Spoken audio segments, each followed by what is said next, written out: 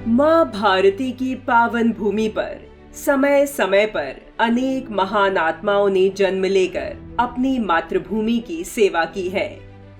ऐसे महापुरुष आज भी हमारे युवाओं को प्रेरणा देते हैं।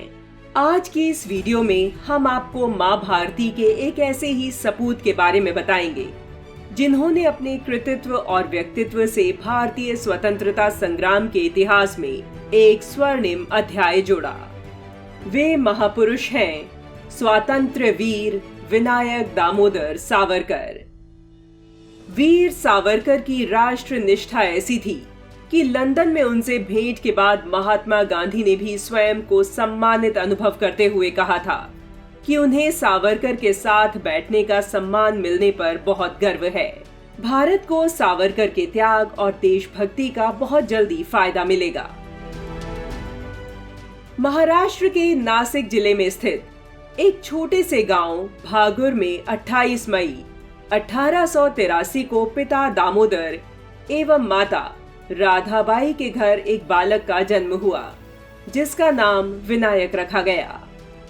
बाल्यावस्था से ही बालक विनायक में नेतृत्व के गुण थे और गांव के बालकों में वह अत्यंत लोकप्रिय था। बाल्यावस्था में उसके अधिकांश खेल वीर शिवाजी की वीरता से प्रेरित होते थे। 15 वर्ष के किशोर विनायक ने देश को अंग्रेजों से मुक्त कराने का संकल्प ले लिया था। 1905 में उन्होंने विदेशी कपड़ों की होली जलाकर स्वदेशी आंदोलन का सूत्रपात किया था। यह देश में पहली घटना थी जिसमें ब्रिटिश सत्ता का विरोध करने हेतु किसी विदेशी वस्तु को जलाया गया था। देश विदेश के समाचार पत्रों ने इसको प्रमुखता दी थी और लंबे समय तक यह विषय चर्चा में बना रहा था। कॉलेज प्रशासन भी उनके मेधावी विद्यार्थी होने के कारण उनके खिलाफ कोई एक्शन नहीं ले पा रहा था। लेकिन विदेशी कपड़ों की होली ने उन्हें एक अवसर प्रदान कर दिया। उन्हें कॉलेज से निष्कासित कर अर्थदंड लगा दिया गया। उन्होंने मित्रों से एकत्र कर उसे चुकाया।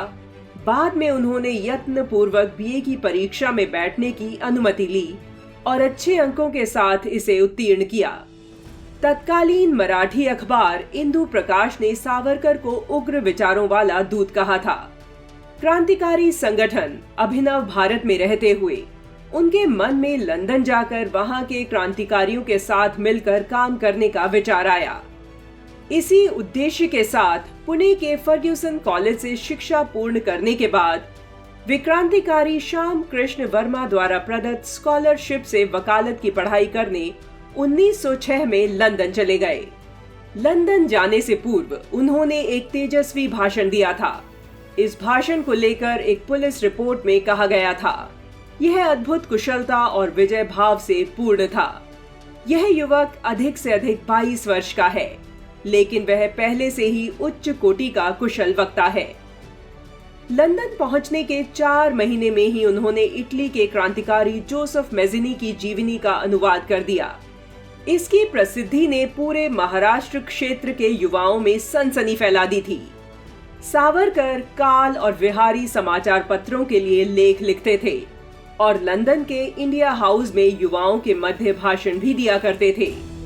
उनकी क्रांतिकारी गतिविधियों को लेकर लंदन की एक पुलिस रिपोर्ट कहती है कि सावरकर दिन में व्याख्यान देते हैं, किंतु उन लोगों के संपर्क में है जो बम और गोला बारूद बनाना जानते हैं। रिपोर्ट आगे कहती है कि वे भारत में क्रांतिकारी पर्चे बंटवाने में भी शामिल हैं। रिपोर्ट यह भी कहती है कि सावरकर रूस, आयरलैंड, मिस्र, तुर्किस्तान और चीन के क्रांतिकारियों के साथ हमेशा संपर्क में थे।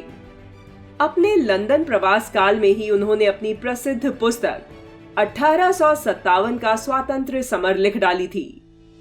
लंदन में उन्होंने स्वतंत्र भारत समाज की स्थापना भी की थी, जिसके माध्यम से वे भारत को अंग्रेजों से मुक्त कराने का कार्य कर रहे थे। युवाओं को प्रेरित करने हेतु यह सोसाइटी शिवाजी और गुरु गोविंद सिंह से संबंधित उत्सव मनाती थी। रूसी क्रांतिकारियों से बम बनाना सीख कर आए क्रांतिकारी सेनापति बापट लंदन में सावरकर के साथी थे और बम बनाने की विधि भारत के अनेक क्रांतिकारियों तक पहुंचाई गई थी। अंग्रेज सरकार ने उन्हें खतरनाक मानते हुए गिरफ्तार कर लिया और काला पानी की सजा दी। संकुचित मानसिकता के लोगों द्वारा उन पर अंग्रेजों को दया याचिका लिखने का आरोप भी लगाया जाता है, जबकि यदि उन्होंने ब्रिटिश सरकार के साथ समझौता कर लिया होता तो उन्हें अंडमान की जेल में अनेक कठोर यातनाओं से नहीं गुजरना पड़ता। जेल में उनके गले में एक बैज डला हुआ था जिस पर लिखा था डेंजरस। शिवाजी की कूटनीति के प्रशंसक सावरकर प्रारंभ से ही अपनी 50 वर्ष की सजा को कम कराने के लिए प्रयासरत थे।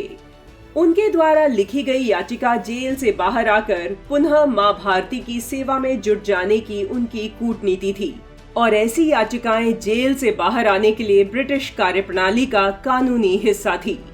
सावरकर बंधुओं को दया याचिका लिखने की सलाह गांधी जी ने ही दी थी। वीर सावरकर एक प्रबुद्ध विचारक भी थे।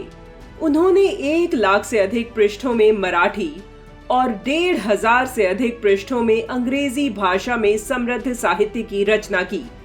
उनके क्रांतिकारी विचारों ने अनेक युवाओं को स्वतंत्रता आंदोलन से जोड़ा। देश के अनेक क्रांतिकारियों ने सावरकर से प्रेरणा ली थी।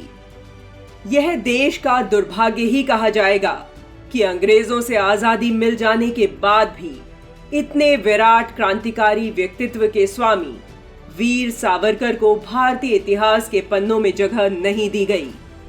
26 फरवरी 1966 को मां भारती का यह सपूत चिर निद्रा में लीन हो गया। स्वातंत्र्य वीर विनायक दामोदर सावरकर को कोटि कोटि नमन।